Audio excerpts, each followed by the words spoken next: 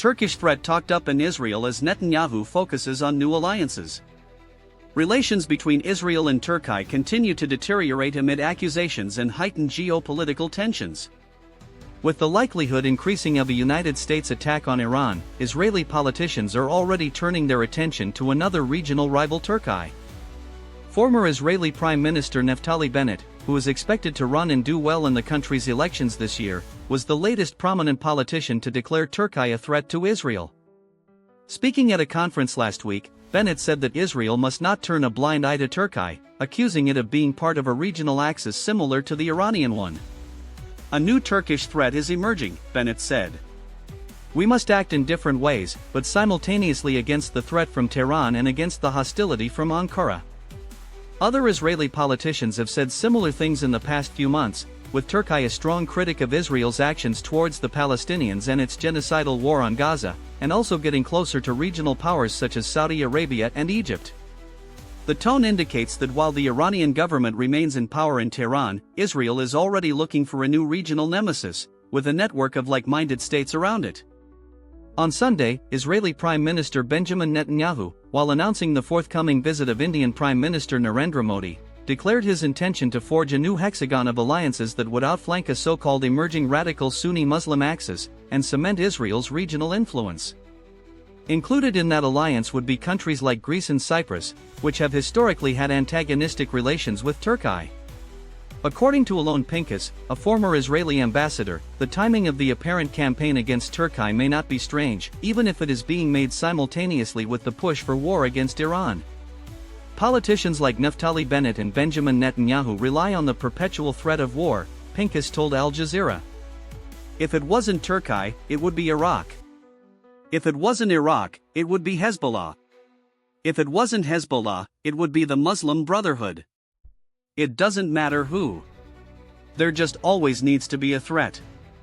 Israel has existed in a heightened state of war since the attack led by Hamas on October 7, 2023. Since then, Israel has carried out a genocide in Gaza, invaded Lebanon, bombed Yemen, occupied parts of Syria, launched a war against regional power Iran, and most recently defied global opinion and international law by moving closer to annexing territory in the occupied West Bank. Against this background, analysts explained, talk of more threats such as the one from Turkey and fresh alliances are cast from the same mold. Despite being political opponents, Netanyahu and Bennett are both right-wing Israelis who are completely opposed to a Palestinian state, and who share similar beliefs on pushing for Israeli regional hegemony. This has always been what Naftali Bennett has been about, political analyst Ori Goldberg said. Liberal Israelis have been projecting their own hopes onto him for years, simply because he was an opponent of Benjamin Netanyahu. That's to miss the point, he said, referencing both men's apparent contempt for Palestinians. He isn't even pretending now. He's just trying to overtake Netanyahu on his right.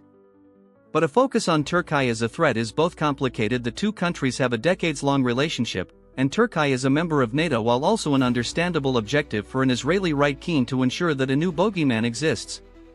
While Israel has had an antagonistic relationship with Iran since the latter's 1979 Islamic Revolution, Israel-Turkey relations have been more pragmatic, with Israel's continued repression of Palestinians historically often a point of negotiated dispute, rather than open threats spurring aggressively hostile rhetoric.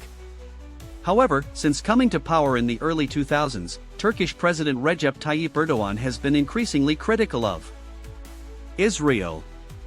Israel's attack on a flotilla traveling to Gaza in 2010, ultimately killing 10 Turkish activists, was one of the defining moments in the relationship's downturn, with fierce political rhetoric and diplomatic downgrades following. Subsequent Israeli military operations in Gaza and Syria have further fueled public and government anger in Turkey, with Ankara adopting an increasingly confrontational stance to Israel's genocide and territorial ambitions, leaving bilateral ties strained and the suggestion of Turkey's involvement in Gaza's proposed interim security force politically toxic in Israel. But beyond their clear opposition to Israel, comparisons between Ankara and Tehran border upon the ludicrous, analysts said. Israel has worked alongside Turkey numerous times, said Pinkas. It wasn't all that long ago that policymakers in Israel talked of the Middle East being overseen by two superpowers, Israel and Turkey, in opposition to Iran. And now they're trying to supplant Iran with Turkey? What are they talking about? Armed conflict.